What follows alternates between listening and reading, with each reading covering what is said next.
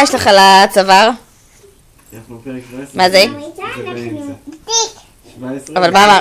קורדיון. אקורדיון.